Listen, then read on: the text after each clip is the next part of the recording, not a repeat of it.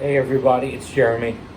I'm going to follow along the path that I'm on with the videos, go to step 3 in the 12-step program of recovery.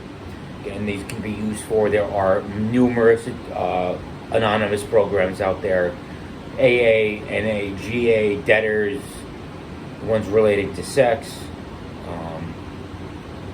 There are all sorts of 12-step anonymous programs. So step 3, okay, first we realized we had a problem with whatever addiction it was.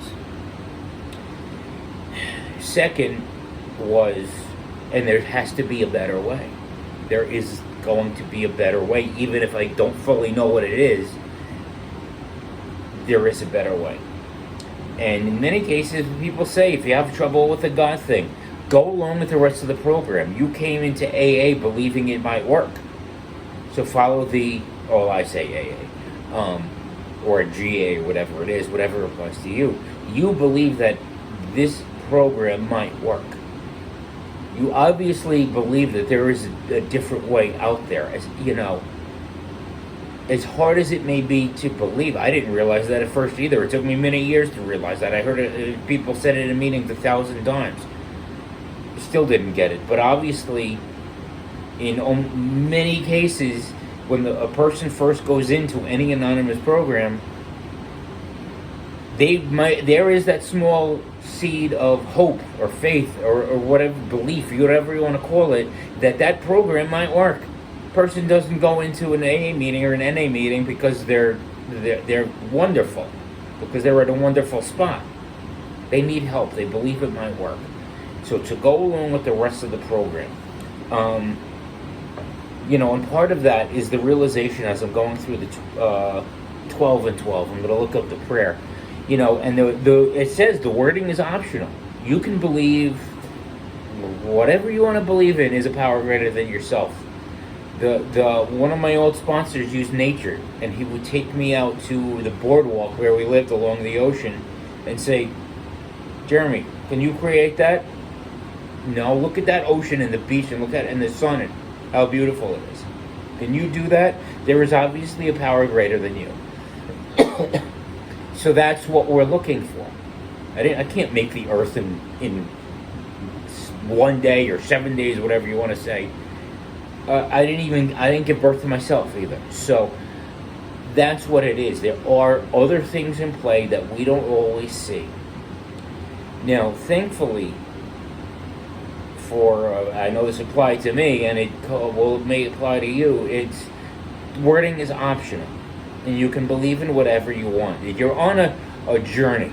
It's not you have to have full belief at step 3. Like they say, no one gets all of step 3 at step 3, or no one gets all of step 2 at step 2.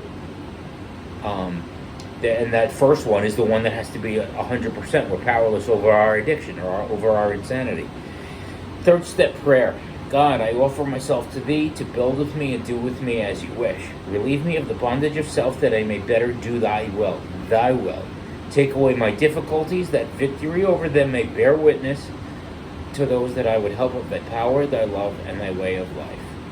Now, I'm going to break this down a little bit. You're returning yourself to the manufacturer when your car is busted. Something goes, check engine light comes on. You've had the car for 3 months. It's a brand new car, and the check engine light comes on. What are you doing with it? That car is 3 months old. You're going to take it back to the dealer.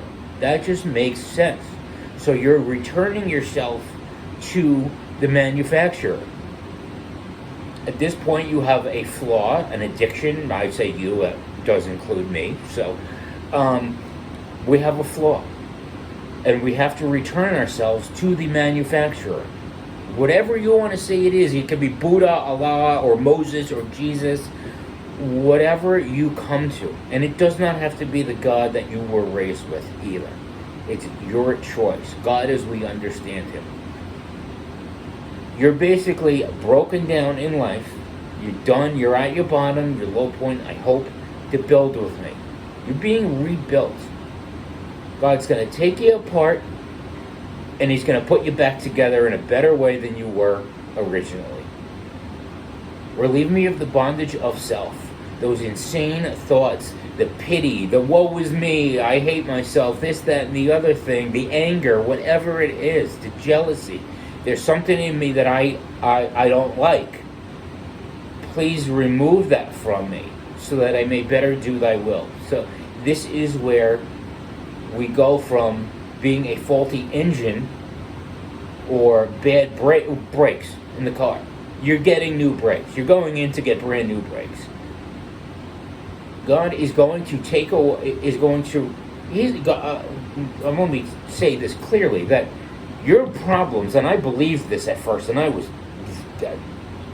devastated when I found out, I learned the hard way that I was wrong. Take away my difficulties. I thought once I was through with the steps, life was perfect, and so was I. But the thing, there will be, and where I was wrong, well, I'm not perfect. Our lives will never be perfect, not in this life. We will always have problems. So at every given moment, one of the best things I learned, and I am so far from perfect on this, is, as part of step 3, is when in doubt, do nothing, especially move my big fat mouth. If anybody in my family, my immediate family, sees this, they will tell you that I do not stop moving my big fat mouth. So, just so you know, yeah, so it's more in the outer world that I really have to, I try and watch my mouth a little bit more. When in doubt, do nothing. We will always have difficulties. Where I take this to mean is knowing that our difficulties will never fully be removed. Knowing that that bondage of self, they may always have it in this life. What I see is to look at it as, wait a minute, stop talking. Oh, when in doubt, don't move your mouth. Is to, wait a minute, hold up, now is the time to change. I don't run my mouth now and then apologize tomorrow. How about don't do anything I have to apologize for in the first place? To pay attention to it and to change us. I use mouth because you can imagine that, yeah, that gets me in trouble. But part of the what I find is this part is to get through the difficulties. God has never fully taken away my difficulties, but to get through them. Got sober, lost a boatload of weight, went back to college. And if my family sees this, they will also agree that that's a tie for the 2 hardest things I've ever been through in my life. The other one is major depression. There were times in school, but part of it is knowing in that 5 years that I went back while sober, to allow the process to change me. Yes, easier said than done. Yes, there were times I cried and wanted to drop out and was unhappy and this and that and the other thing. But that victory over them may bear witness to those I would help, of thy power, thy love, and thy way of life. I don't think of that last part, but maybe you will. Where there is a saying in NA that, Narcotics Anonymous, that the therapeutic value of one addict helping another is without parallel. So, where it comes in my life, and it will be different in your life. It may be different in your life between today, tomorrow, and next week. So as we change as people.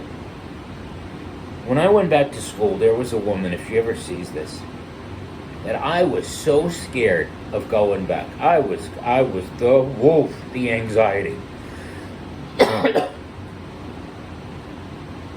And I was going to go 1 semester at a time.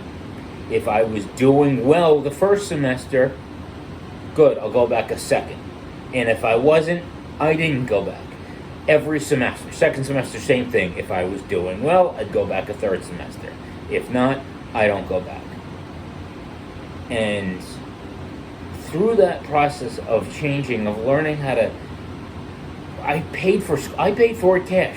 I paid for it all up front. No credit cards, no debt, no loans, no nothing. And I was working at a job that I did not like for not a lot of money, and somehow every step of the way, the money was in the bank account. When the bill came from the school, I walked up to the school and said, "Here, I owe you $2,000. Here's a check for $2,000. Okay, I got to get textbook. The total is $400. Here's $400 on a job that it was not a lot of money, and working and internships. And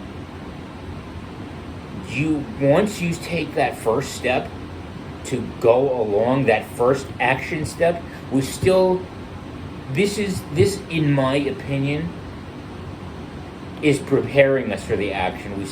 We have now started to talk about going along with the process. The action will come in step 4.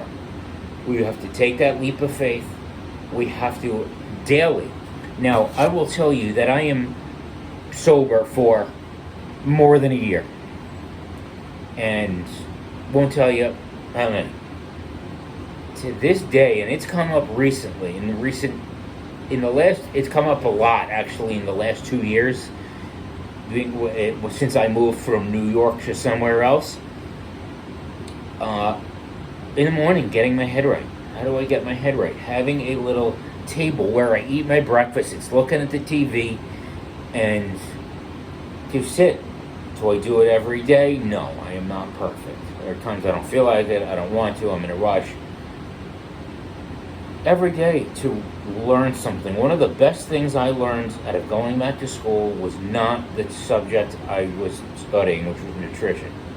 It was, I changed as a person to learn how to be disciplined, and study and work, schoolwork and work, and time, scheduling, internships. Had a heart attack in the process, literally. Had a hernia surgery in the process. And despite what I thought, I thought, like I said, life was perfect, and so was I.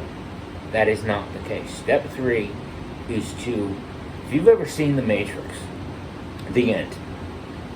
Movie's 18 years old, so I'm going to ruin the ending for you if you haven't seen it by now. Nearing that, one of the very last scenes of Matrix Revolutions, Neo, his eyes are burned out. He is blind. He's literally physically blind, and he's going up to the machine city, and he can't see. You see, and in the makeup, it's a movie. His eyes are burned out. His eyes got burned out by Smith, the other embodiment of Smith. And he starts to walk. 1, he's not sure he's doing the right thing, and 2, he can't see where he's walking. Basically, what we're going along this process to go to step 4. We don't know what to expect. We are turning ourselves from a life of destruction to a life of construction. And it took me very many years to do this, is what the step 3 gets in our mind to do, hopefully, is, not Noah, what was his name? Moses, and the river. They're walking you are at a point in step 3, you're walking from Egypt, the river opens up, you're walking from enslavement, and death, and misery, to who knows what our life bring in the future, we don't know. Walking from all that to a life of freedom. Freedom from bondage of whatever our addiction is, hopefully from our misery. And in the process, our demons, we will learn to deal with our demons so they don't come back. They're stuck, drowned in the river. Hopefully, they're all stuck, drowned in the river. We are walking, that is the essence of step 3. Walking from in slavery to freedom, where God will reach his hand down to us and save us when there is no other way, to prevent us from killing ourselves. that is what step 3 is all about. Go across the river and enjoy your journey.